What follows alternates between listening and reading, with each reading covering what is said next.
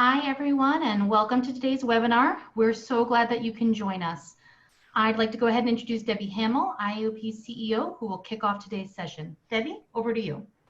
Thanks, Amanda, and thanks everyone for joining us today. It goes without saying, we're still living in uncertain and disruptive times. And while we continue to navigate our way through the challenges, we do know there's a light at the end of the tunnel. And so we're looking toward recovery and moving on. Today's program will provide us the opportunity to share what we have learned through our recent survey partnering with NEO Group on COVID-19 impact and response. This is also the second in a series of webinars that we have had the privilege to feature our Strategic Advisory Board, and members are with us today. These are leaders who not only lend their expertise to help guide IAOP, but the industry as well. We want this program to be as valuable as possible and as interactive as you'd like to make it. So please feel free to use the chat feature or the Q&A feature at the bottom of your screen to ask questions or make comments. And we will do this in as much real time as we can.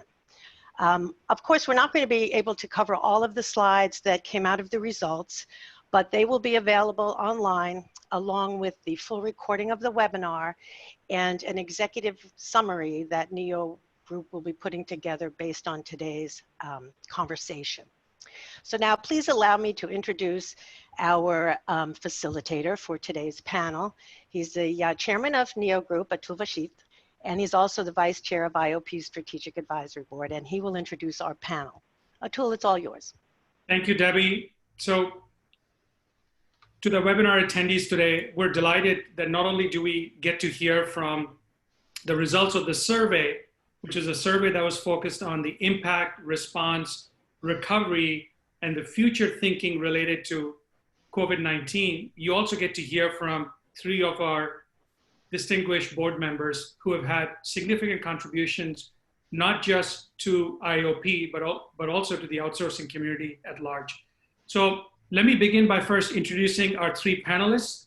The three panelists joining us today are Jim Bradley, Senior VP of Kelly Services. Welcome, Jim.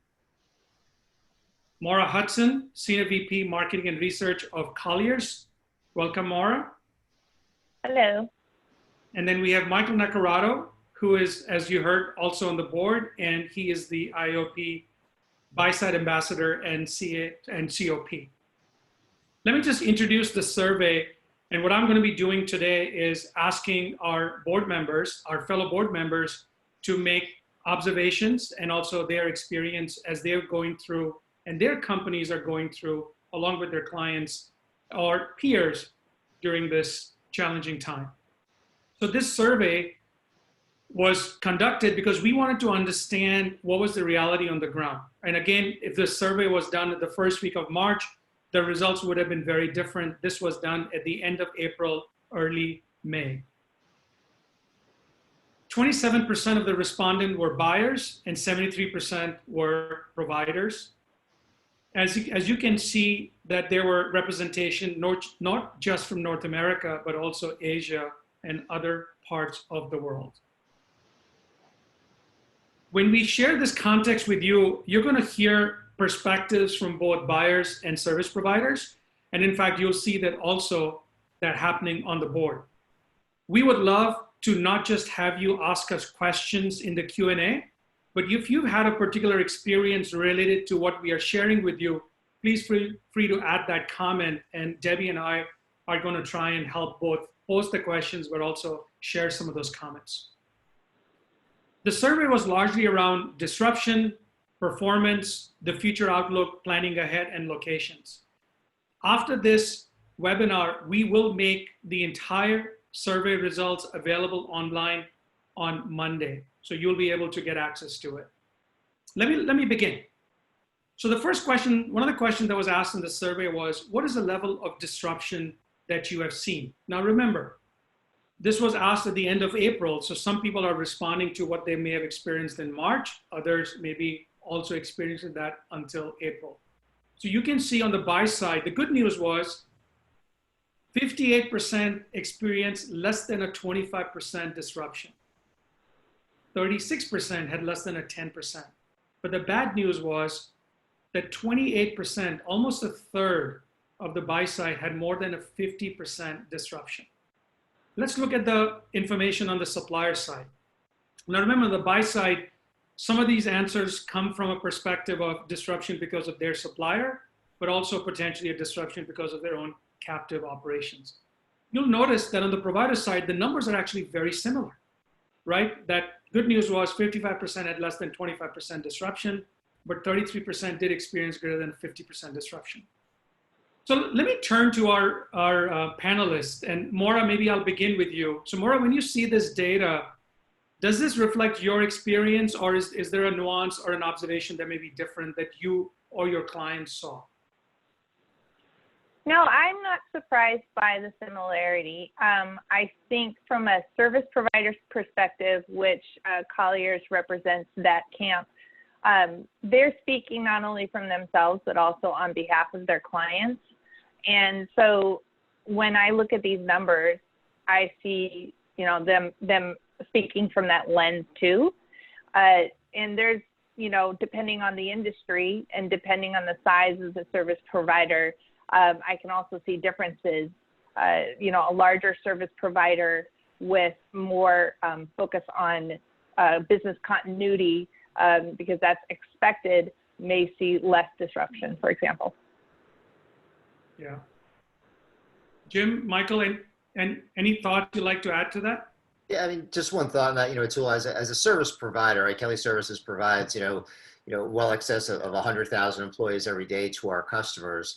And our ability to do that was really not interrupted by the fact that we could send them out there. Can our customers use them? Do they have the ability to have them work from home? But the only area that we saw in that whole supply chain that impacted across the board was in things where organizations look for background screening and those types of things, because we were very dependent on county courthouses and government agencies that were severely disrupted, certainly in the beginning where they had very manual systems. So that's the one area that we noticed that, but then we were able to kind of quickly work with our customers to put the appropriate waivers and process changes in place. So it was a slight reduction or a slight interruption for the first few weeks, but at this point in time, it's really a non-event for us, and we see that throughout the entire staffing contingent labor industry. Interesting. And Atul, reaching out to colleagues, obviously this is an unprecedented situation. People really reaching out to get best practices and discuss. And I found talking to folks in different industries, it appears that those of us that are in a more heavily regulated industry, we're better prepared because of the requirements of the regulators to have really formal and documented third-party risk programs in place. I think there's a difference in the disruption based on the level of preparedness for this kind of event. Yeah. An interesting observation, I was having a discussion with a CISO of a large bank, and he was telling me that he was very pleased with how quickly and how well the service providers responded. But the one challenge they had was because of their security and other requirements, they had really been strong about not letting people work from home and having that access, that it did take them the first 3 weeks to really get to the ability to have from 20,000 to 60,000 to eventually 250,000 working from home. But once that transition was done and they were able to get access to the right equipment and others, it has actually gone for them really well. I think kudos to how well overall the buyers and service providers responded to an unprecedented disruption. Okay. Yeah. Good. So one of the next question that was asked was, what was the root cause of the disruption? And the reason I wanted to bring it up was, it's really interesting that you start to see differences in the responses, kind of what the buyers experience, because remember, buyers are also responding not just to the outsourcing aspect of it, but the fact that they have people on their side, they're working at their facilities, their employees and others. And as you can see, that the biggest challenge was, in this case, and I'm going to bring up the supplier side too, because their number there is much bigger, that some of these locations actually had to have people moving out because there was virus contamination. And then, of course, in many, many locations, when you start the additional aspect of mandated stay at home, and it was only took a while before the essential services aspect came on, that you start to see the differences. And then you see at the bottom in terms of what was the impact because of tools, infrastructure, policies, availability of things like laptops. You see actually a difference between the supplier side being much more prepared with that compared to the buy side. Michael, any observations, any examples, or anything that you experienced or you saw your peers experience? Yeah, from the buy side perspective, I think everybody was very quick to mobilize into a work from home scenario. So having to evacuate because of a virus contaminated workspace, that really didn't happen to most of the colleagues I've talked to. That's one of their main concerns for returning back to the office and how aggressive our partners do that. But especially for our offshore suppliers, we basically got 18-hour notice at Pune, as an example, was going to have local government orders to work from home. So it was more the speed of which we had to execute the work from home that was the real challenge for us and on the buy side. Yeah, Atul, it was interesting for us, and we look at, we've been fortunate that our industry being a service industry, we've been able to work from home for quite some time. So we've been promoting that environment, and certainly we need to be on site at customer locations where appropriate. But we had pretty much set up that infrastructure, and we have some programs. We run virtual call centers for some of our customers and have 4,000 or 5,000 agents already working from home. So we've had good historical basis there. But one big of our customer bases is public school organizations, right? We're a large provider of substitute teachers. And as all the school districts had to then pivot to, trying to do education from home, they just weren't prepared for that. I mean, just something they didn't really have in their plans. They didn't have the budget for it. And it's where we were able to kind of really, leverage and utilize some of those best practices we did in other parts of the business, but really help some of those large customer of ours and those big school districts, pivot from home. How do you do that? Kind of help them set up their infrastructure in many cases, but also talk about how we actually educate our employees who work from home. So, we have a lot of training programs for our own employees and to help them just understand those techniques for doing that. But it's certainly, I think, since that happened, about 10 weeks ago, obviously the school districts are taking this in a very different evaluation in light as they move forward. But it was a great short-term opportunity where we're able to reach out to the community and really help them in a time of need. Yeah. Until from our perspective, because we're in commercial real estate and responsible for the built environment, this hits home particularly well for us. We need to make sure that our spaces are online and operating at 100% capacity all of the time for our clients. In addition, we being a global firm, and being able to have access to experiences of our Asia Pacific colleagues in China in particular, and those lessons learned ahead of time, that helped us be very aware of how this will impact us here in the States and be able to prep as well as other parts of the world. So, like Jim said, being a service provider, we're very familiar with working remotely, working on site at client locations, being responsible for the performance expectations of our clients, and being, aware of every possible situation. Of course, this being pretty unprecedented, we still have, an expectation that we need to be able to pivot and respond accordingly. A number of CIOs and global business services heads that I've been talking to, their big challenge, it seemed, was that many had actually done BCP plans that accounted for 20%, some in cases high as 40% work from home or absenteeism. But the reality is nobody had ever stress tested 100% or over 80%. So that, of course, was a very unusual challenge. I'm going to pause because I just want to make sure, I want to remind the audience, please use the Q&A to ask questions. That's why our IOP strategic board members, the 3 of them and I, are on this call. And also, if you have a story you want to share, please feel free to do that using the Q&A button that you should see on your screen. Let me go to the performance, right? So disruption, clear, there were disruptions. Overall, both supply side, buy side responded fairly well. So the next question was, how confident are you in your ability to maintain the current level of service? Because this is an event that has prolonged or lasted longer than anybody expected. If you think about any disruptions, many of us in outsourcing are used to disruptions, whether it's because of an election or because of a natural event, right? Whether it's rain, earthquake, typhoon. So we know that. But often those last no more than 3 days, a week. This one has lasted a long period of time.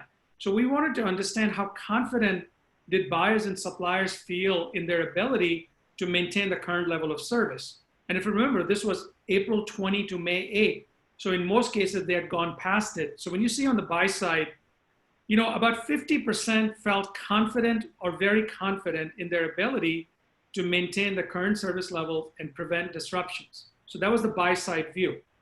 Let's take a look at the supply side view. 81% felt confident or very confident in their ability to maintain current service levels and prevent disruptions. Significant higher confidence from the provider side than from the buyer side. Jim, maybe I'll start with you this time, because I know Kelly is both a service provider, but you're also a buyer of services. What's your perspective on this? It's interesting, Atul. So as a buyer's perspective, right, one of the unique things in our industry is we process a lot of unemployment claims, right? A lot of turnover in the contingent staffing. And certainly, as everybody knows, there was huge spikes in unemployment, really starting in mid-March through the next 6 weeks. And at the same time, we were actually in the midst of changing out our service provider who provides unemployment services to us, right? Something we had started last year and it was going live April 1st. We had to move it off a few weeks, but not really due to the pandemic. So we had kind of that double situation going.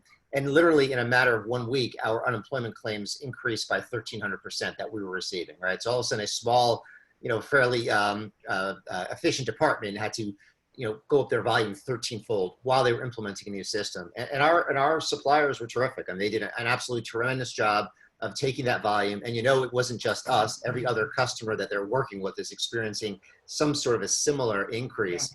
And they really didn't miss a mark during that process. So the only disruption I have is my pets at home. I apologize for that. But and so we've really been able to work well with our buyers to do that. Yeah.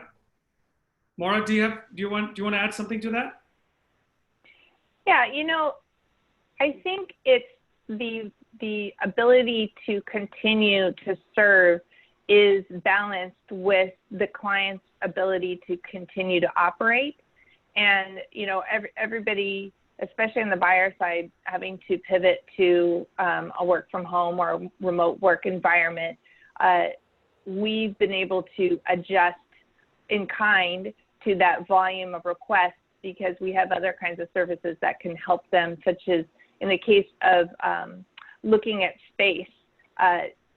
You can't go into a building if it's locked down. We need to be able to provide a virtual option, and we had virtual tour options already, and tools and technology and approval processes to do that already in place. So we were able to pivot to that kind of situation if we needed to.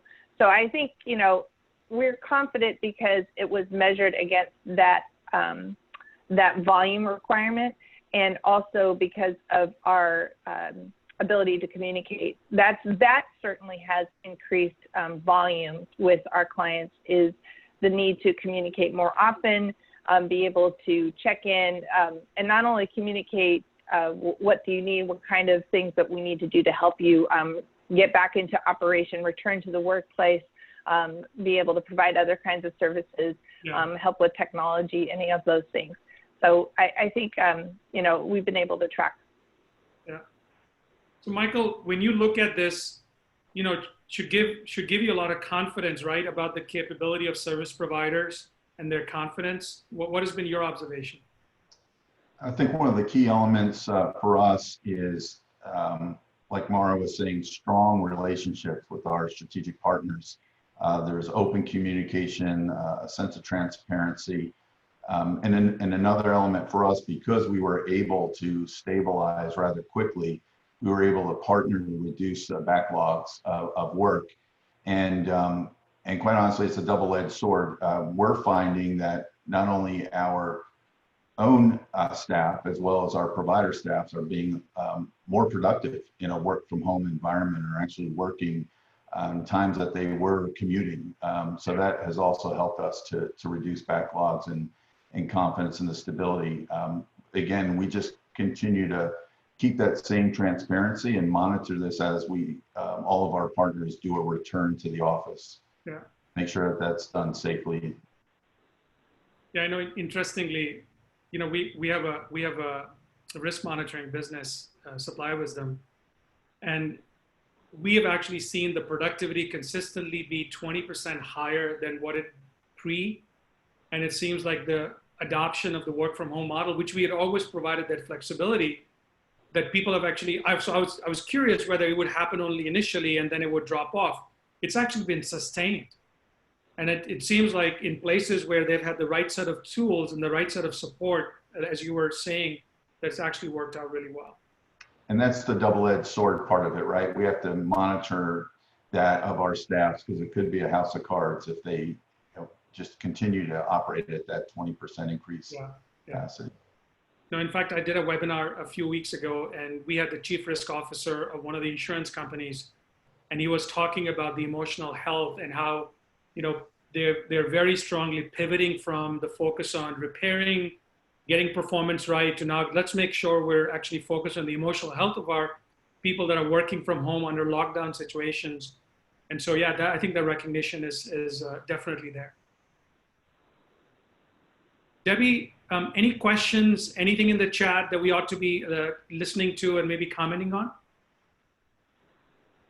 You want to unmute Debbie. Debbie. So sorry. Usually, you know, I'm never muted normally, as we all know. Okay, so I do have a question, and I was actually typing that to you, Atul. And this question is, work from home is impossible for many of our staffs in the offshore location, as not all of them have secure location or infrastructure, PC, internet connection to work, especially for the voice call. Only 20% of our staffs in the Philippines can work from home. Unfortunately, has affected many clients. Yeah, you know, Atul, we actually did run into that experience. We have a large supplier that we use for sourcing in the Philippines, and they do a great job for us. They source many of our jobs. They deliver to us nice slates of candidates, and then we go through and do the recruiting process. And unfortunately, they run into that same issue where they really weren't able to, you know, deploy their resources to their home locations and be effective. So we had to kind of pivot, and we had a large enough supply chain in that space that we can move most of that work back onshore into the U.S. But definitely that was something that impacted us. It was a little bit after, you know, their cycle was a little bit after ours. But yeah, that is a challenge that we've experienced certainly in some of those countries. Yeah. You know, I just want to add to that. I think, you know, so if you just look at South America as an example, El Salvador closed and went to lockdown before even a single case happened. And it was a very strict lockdown. So basically, if you had a call center there, it was an instant disruption. Mexico had a very similar disruption when they were very open initially, but as lockdown started to happen, you realized that many of these companies had not really put in technology in place for people to receive calls from home. So especially call center businesses. And I think many, Jim, that's what our experience has been. Many companies responded by taking on some of that capacity back to the US, as long as the capacity was still being managed partially from these offshore locations or offsite locations, they were able to do that. Fortunately for some, their demand in the US was dropping at the same time, so it was okay to do that. But in many industries, it was a huge challenge. Yeah, we definitely saw that in some of our large call center programs where, you know, oftentimes, you know, large corporations have their outsourced call centers around the globe, 24/7 type scenario. And they've asked us to take on a lot more volume than we historically would. Fortunately, the infrastructure is a problem for us. We just have the same challenge getting qualified call center agents in a quick manner to put them in place. But it's something we're able to overcome. So maybe a related question before we go to the next question in the survey is, you know, when you think about any kind of a disaster recovery or business continuity planning that you had done before, you know, or your company or the companies you've been at done before, question to all three of you, what was the highest level of disruption that had ever been imagined in any scenario? That's a good question. I think tsunami, the tsunami in Japan comes to mind, but we had, and this is particularly the case for our buy-side clients. We serve both the investor side as well as the occupier side of the real estate business. And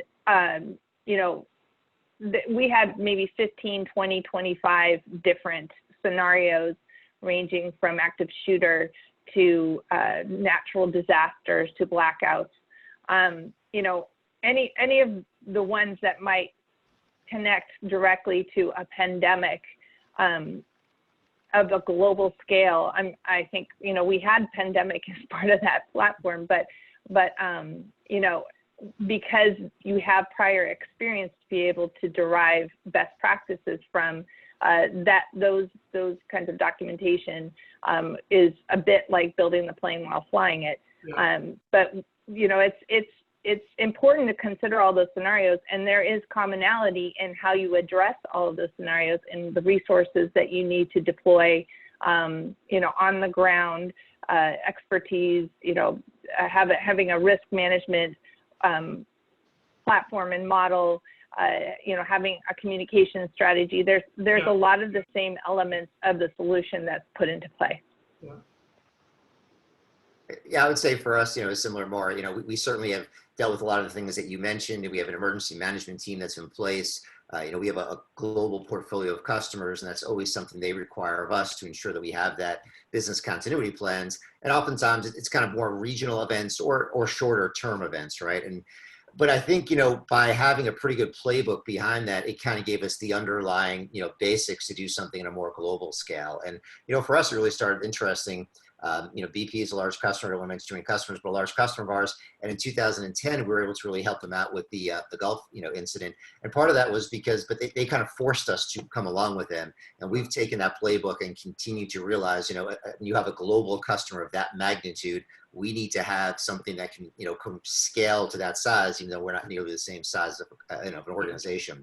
But it's allowed us to be pretty successful there. So Michael, I'm going to come back to you in a little bit because I know you're also an expert on risk management. So if you can hold on to your answer, I'm going to come back to you to respond to this similar at a later question. Okay.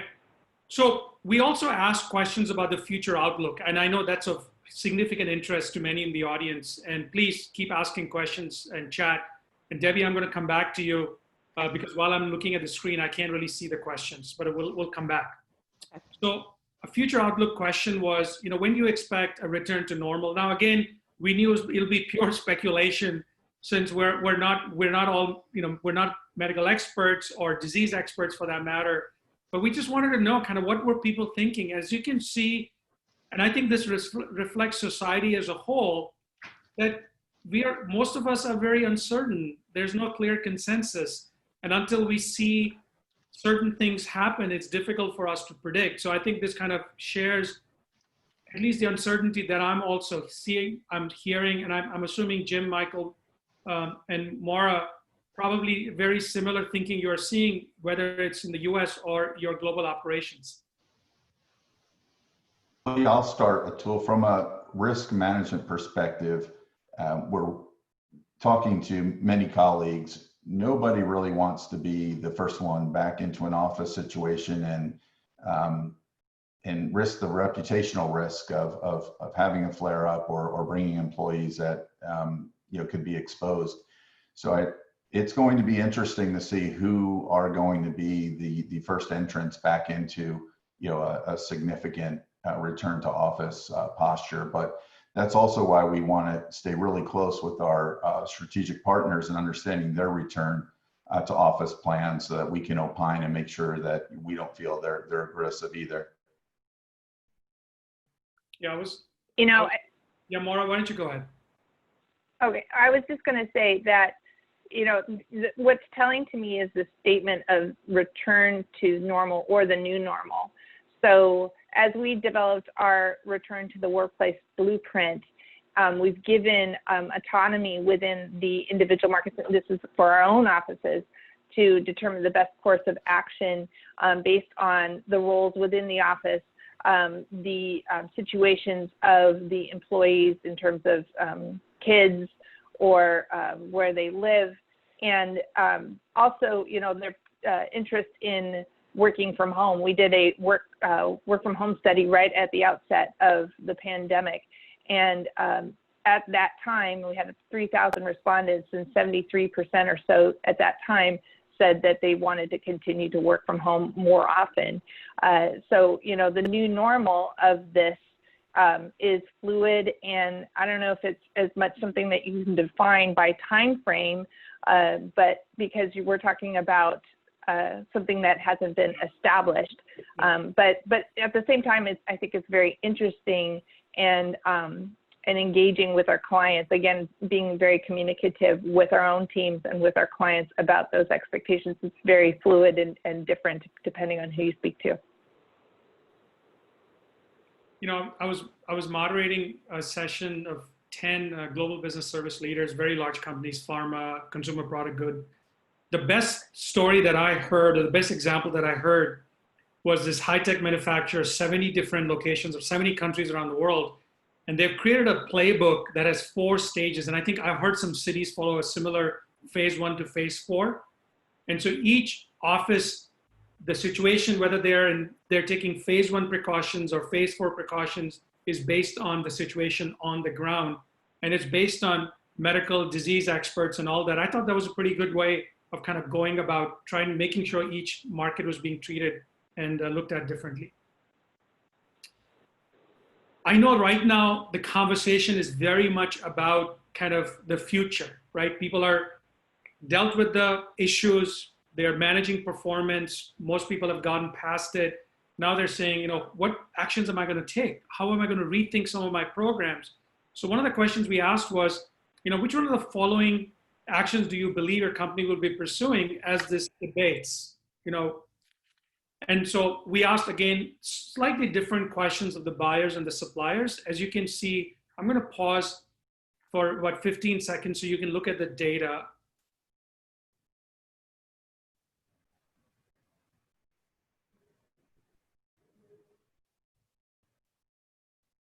So you can see that the whole financial impact, so finding savings, is paramount on people's mind by the largest factor, right? And I think we saw this also in the 2008, 2009 crisis, those of us, that were in similar situations.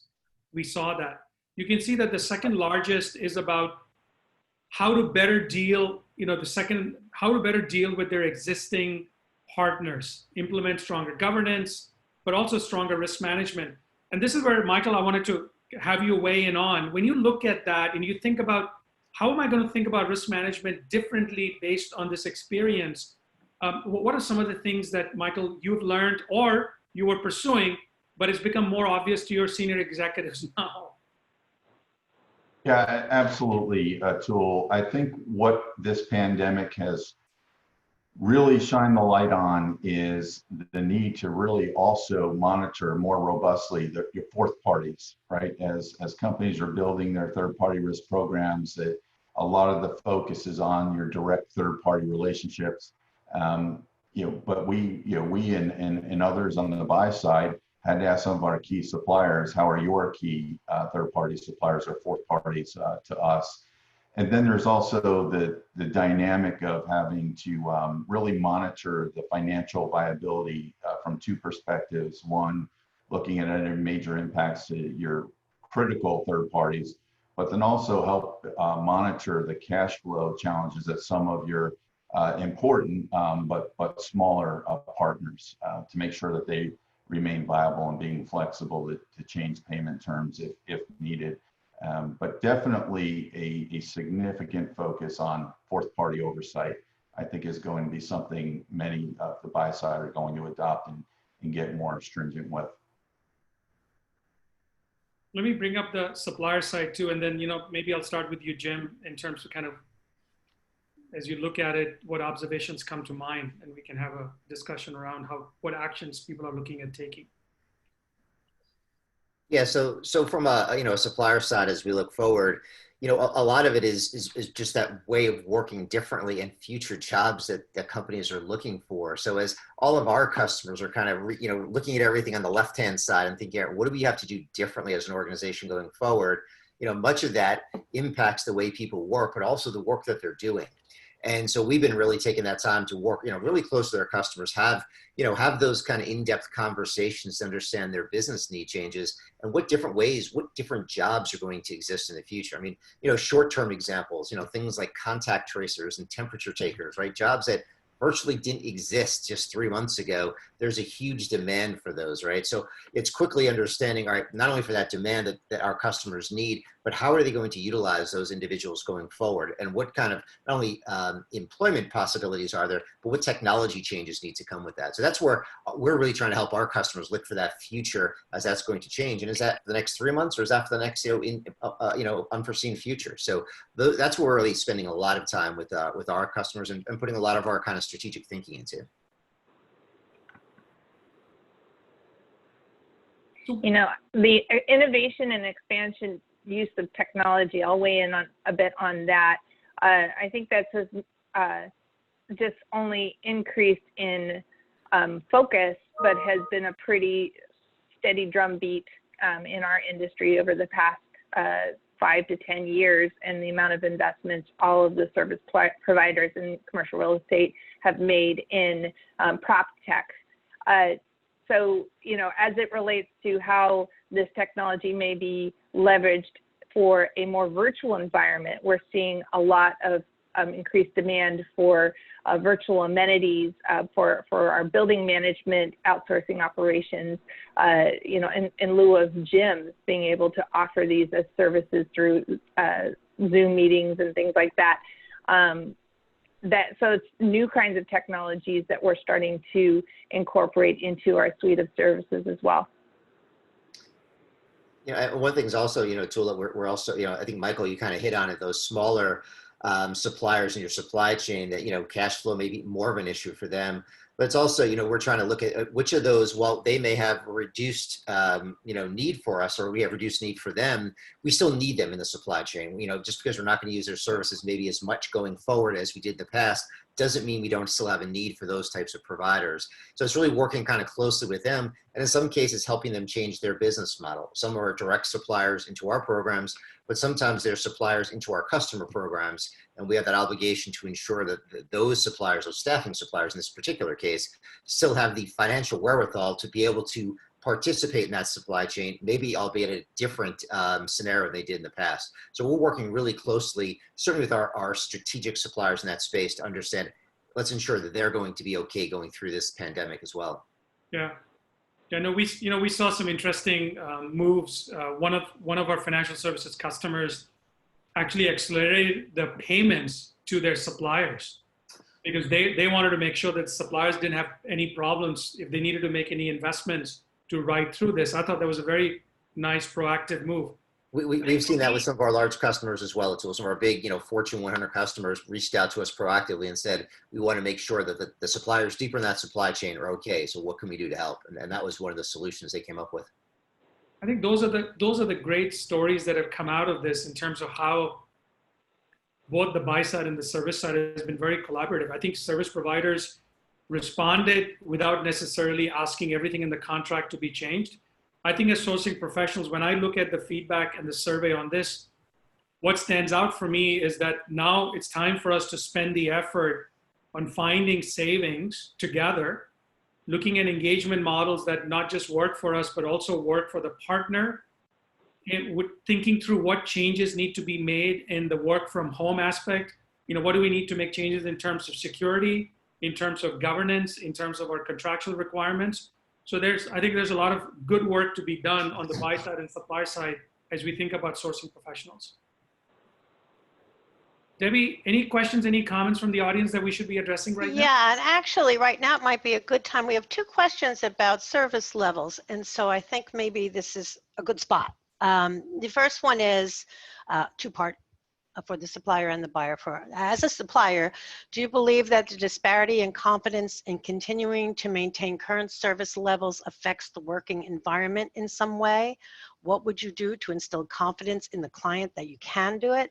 And as a buyer, what would you need from your supplier to boost confidence that service levels won't be affected? Maura, do you want to take a first shot at it? Sure.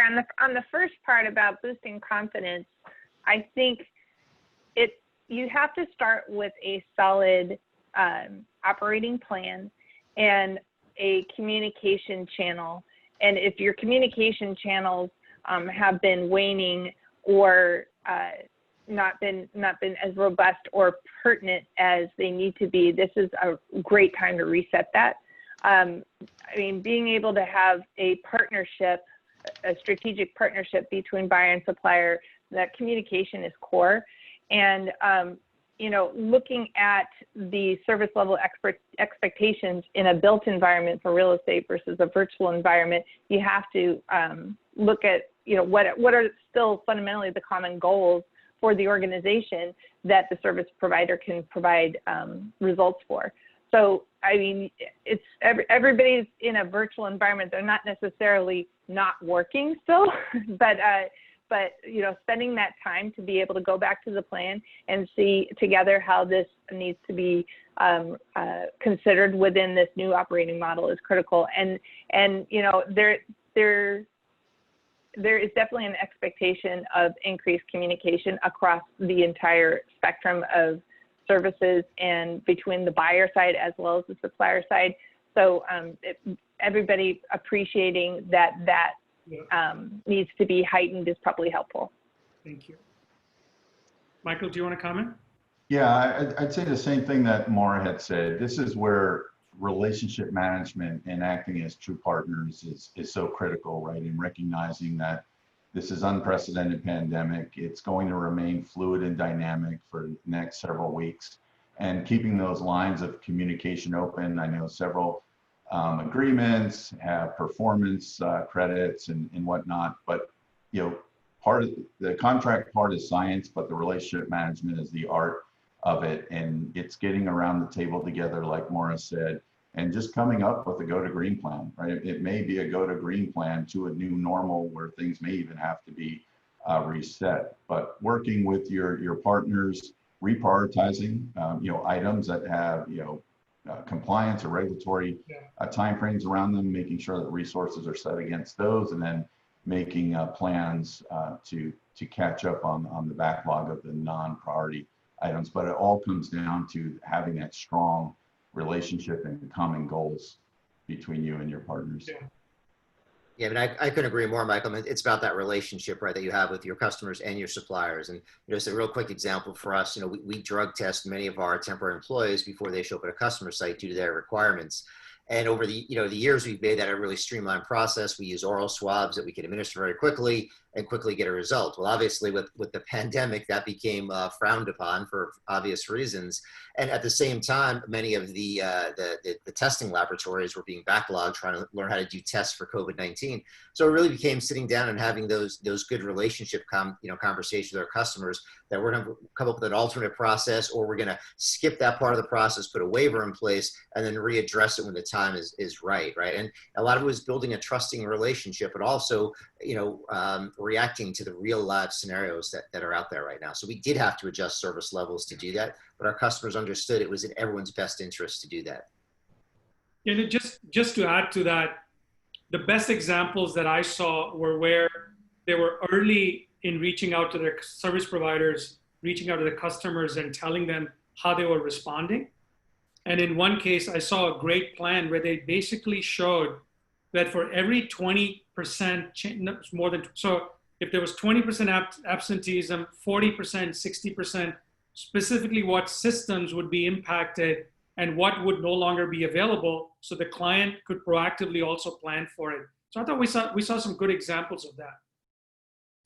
Let me go to the next set of questions regarding operating models, service provider performance, certain actions, and let's share the data, and then also hear from our panelists their points of view. So the question was, what types of offshore and nearshore business processing centers do you currently have? As you can see, 64% that responded were leveraging both captive and service providers, and then the others had a different level of mix. And I think, so the question that was asked was, which statement most accurately reflects your response? Service providers were doing a better job. Captive centers were better prepared and did a better job. And then I think when you look at it, you can see here that, and then the third was kind of neither handled it better, right? So you can see that there was a pretty strong agreement, we're talking about over 70%, that both service providers and captive centers did a good job. I think we talked about it, so I'm going to kind of skip this one because we have a lot more questions coming from the audience. Let me go to the next, and then we'll turn over to Debbie for any other questions. So this was a question that said, this was a service provider response. So question was, what best describes how well prepared your organization was to mitigate the risk of disruption? And these were the responses. And then how satisfied are you with yourself or your own team, whether you responded well to this pandemic or not?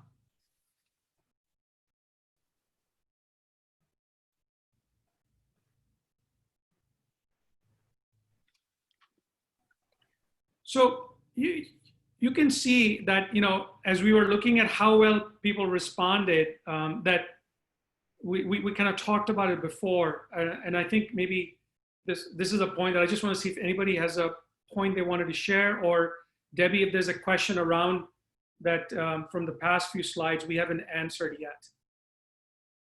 We had another question on service levels. You most likely have covered this. It's really probably for you, Michael. A lot of buy-side organizations have had to resort to flex down measures in the COVID-19 situation, which means even their internal SLAs have been affected and they have to rework on those. Do you believe it's practical to expect your suppliers to maintain all SLAs as earlier in the COVID-19 scenario? Yeah, Debbie, that goes back to my other response, right? It's all about prioritization and making sure they're working together, understanding what are the highest priority tasks and service levels that need to be met or as closely met as possible, and then coming together with a plan to catch up on the less critical work. But again, we're in an unprecedented situation. This is going to remain fluid and dynamic for a while. I think Jim was referencing earlier too, right? Just the whole dynamic of having to train people, right? Attrition may slow down given the limited other additional opportunities, but all the folks that I'm talking to on the buy side, they still have new hire classes and training new people and having to do that virtually. So you have to anticipate maybe a longer ramp time to a resource becoming fully productive because they don't have the office environment and all the resources or somebody just to turn to their side to ask a question. So I believe we'll have to remain fluid and dynamic on SLA expectations, but managing it through prioritization. Maura, Jim, on the flip side of that, how receptive have clients been to kind of responding with lower service levels, or have you or your organizations or your peers made sure that you were actually meeting the service levels as originally agreed? Yeah, I mean, from a contractual standpoint, right? I mean, your customers always want you to, hit what you've contractually obligated to. But at the same time, I think as Michael had referenced, it's that relationship building, and we can sit down and have an honest conversation with your customer about the relationship. Then you have some opportunity to do that, right? But ultimately, part of the value that we bring is the ability to overcome those types of, scenarios and issues, that we have that expertise, and hopefully we have the scale and scope to be able to do that. So that's part of, from our planning purposes, the challenges we need to be able to come up and ensure that we can continue to deliver on those service levels. And that kind of gets us into those higher rankings of preparedness. Yeah. Yeah. And a lot of this is in the areas where we're considered an essential worker in the case of building management. Buildings still need to operate even without people in them in order to remain viable and safe. So, you know, our service levels still need to align with the expectations that were outlined at the outset of the relationship. Again, because in other services that we provide, there's new demand for services. So I think actually service level expectation, there's an element of how do we pivot to workplace strategy, because now of all of our workers, we need to make sure they maintain productivity within a remote environment. What can we offer in terms of workplace strategy and productivity planning and management? And so a lot of the expectation for service is the innovation side, and that's where a lot of the level of effort and expectation from our buyers have been prioritized. Yeah. You know, just maybe adding my observation, as you know, on the Neo Group side, we advise only the buy side. And I noticed two observations in this area. Number one, they were flexible and willing to adjust for the first 2 to 4 weeks, depending on who they were, what their business was. But after that, the patience wore thin. They expected service providers to be meeting substantially their obligations. And some of them have had discussions and negotiations to kind of, you know, maybe change that. The second part is, I do believe that there will be a switching of service providers, because in many of our clients, we've watched, you know, most of them have between 3 and 6 service providers, that there are very clearly some service providers that consistently have not done well. And those are and then, so now the risk management being recognized that those are more risky providers when it came to this, and maybe they're not the viable providers in the long run. So that's true. That's what we're experiencing. In fact, on the building management side, we gained 138, I'm not getting the right number, new assets in 8 weeks, an unprecedented increase in size of that platform, mainly because clients, or these new clients, were transitioning from service providers that didn't have the full scope of services that they needed, and now they desperately needed it because of the environment that they were now operating in, and or the quality wasn't there. So we're already experiencing that. Right. Yeah, I would certainly concur with that. I mean, I'm sure all the participants on this panel as well on the webinar, you know, you're evaluating which suppliers have risen to the occasion, and those are the ones that will probably have better opportunities going forward. And as a supplier, you're doing the same thing with your customers, right? I mean, this is an opportunity to demonstrate the value that you really bring, the reason they created that relationship with you in the first place. And I think the organizations that have, you know, put plans around that will certainly, you know, flourish in the future. Yeah. And, you know, if you look at this survey, this is our last slide. And so Debbie, once we discuss this, I'd like to see if there's any other questions or comments. You notice the same feedback about locations, right? While a recognition of which service providers did better for them compared to others, there's also a recognition here that which locations did better than others. Any observations on that? Maybe start with you, Michael, first. Sure. Well, again, talking with colleagues on the buy side, this is an opportunity to reevaluate their risk appetite, right? There were some things that maybe they were practicing risk avoidance as opposed to a more sound risk management. So this was sort of a baptism by fire, almost to say, where they got thrown into a situation and then saw it went much better than they had thought. So I hear a lot of conversations about adjusting risk appetite, and then also a focusing in on concentration risk. So those that had many of their offshore providers in a single country are now looking at how do we have a multi country strategy, because those providers that were able to shift work to, say, Ireland or London or England, and they had options that others didn't have that were geographically sort of locked in. So those are some of the things that colleagues are talking about revisiting as they move forward. Atul, Can I just jump, thanks Jim, can I just jump in for 1 second, because you really just touched on this, Michael, and these are questions that have come to me over the past few weeks, and this was an early on question we've gotten, and so we've pretty much covered it, but I think it's important again to bring it up, is following the example of the earlier comment about the Philippines. Should buyers consider relocating their operations to other service provider locations, like you're just talking about, or bringing them back to their own headquarters? Well, that should be part of the review of the BCP plans, right? The after action review of the pandemic. You know, could you be operating out of multiple geographic locations with your current provider? And, you know, some of this could go back to just the early stages of provider selection process.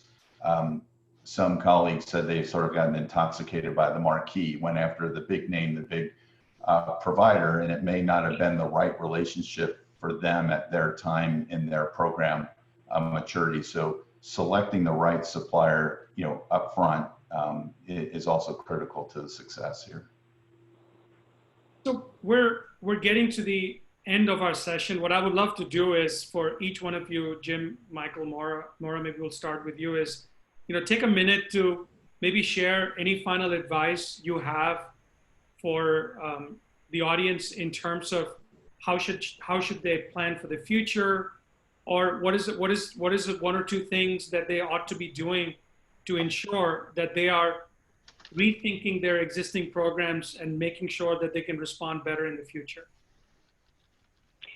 Well, I would say, you know, this being an unprecedented time, but also a tremendous time to really rethink the fundamental business model that you have and how, given the circumstances, what are those opportunities that you always have wanted to take, but have never, because of, you know, not having a level of disruption where you needed to make more, have better clarity of decisions. You know, a lot of our clients are impacted economically by this pandemic quite significantly.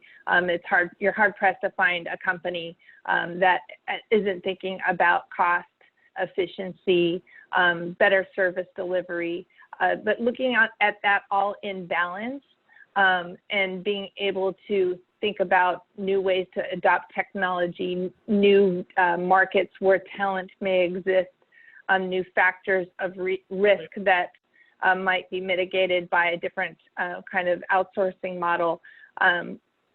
Working with an outsourcing provider to be able to walk through those factors and think about that strategically, or an advisor, I would say, is a tremendous time to be able to do that. And there's a lot of flexibility I'm seeing in the marketplace for companies to be able to work with buyers and also with suppliers, especially on the advisor side, to navigate in this time. So there's challenges, of course, in terms of that investment, but that can and certainly would be offset by the opportunity to consider new ways of doing business.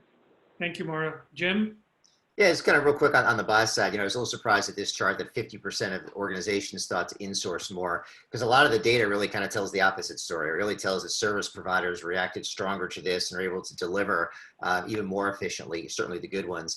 And then you get at, the next two columns or the next two lines of the 36% of better fit and better locations. And to me, they're kind of interchangeable. To me, this just tells us, from a buy side, is really kind of deeply evaluate your supply chain again, but not necessarily to eliminate it, to really to expand it, but make sure it's much better aligned with what your future goals are. And I think in many cases, the suppliers that we're working with are having that exact same reactions. Like, okay, here's another area that we need to really be able to deliver to our customers and build those much stronger relationships. So for us, it's been a great opportunity to kind of, in some cases, get to know our suppliers better on the buy side as we've reached out to all of those strategic ones and build upon those relationships. Thanks, Jim. Michael? I know we're running short on time. I've just spoken to a couple of these line items here. One of the things that we're talking about internally is that we have to make sure that we don't get into a false sense of security that work from home is a magic bullet for the next event. And the typhoon in Calcutta is a perfect example, right? If folks can't work from home, then work from home isn't going to work, right? So we have to have a multifaceted business continuity plan, and by reducing single vendor concentration or single geography concentration is going to be critical to be best prepared. And now with this pandemic, the unlikely became likely and happened, right? So we need to be prepared for literally everything now. So hopefully to the audience, this was a useful discussion, a chance for you to interact and hear from not just the survey, but our strategic advisory board members. Jim, Michael, Maura, really appreciate you joining us. And to the audience, the survey is live. We would love your feedback so that we can make these more meaningful and more effective for you in the future. And we thank you for joining. Debbie, any final comments before we close out the webinar? Well, I wanted to thank everyone for joining us, taking the time out of their day, and really thank our SAB members who have been so helpful for so many years and continue to do that for IOP and for the industry. And I wanted to let you know that one of our attendees had put in a comment saying this is a fantastic webinar with very interesting insights. Definitely it will help us, the service providers, to understand the situation more and take appropriate action. Thanks. It's nice to get that kind of feedback. So thanks again, everyone, and have a wonderful day. This will all be available, including all the slides and the executive summary in 24 hours. Thanks. Thanks, Debbie. Bye. Thank you. Thank you.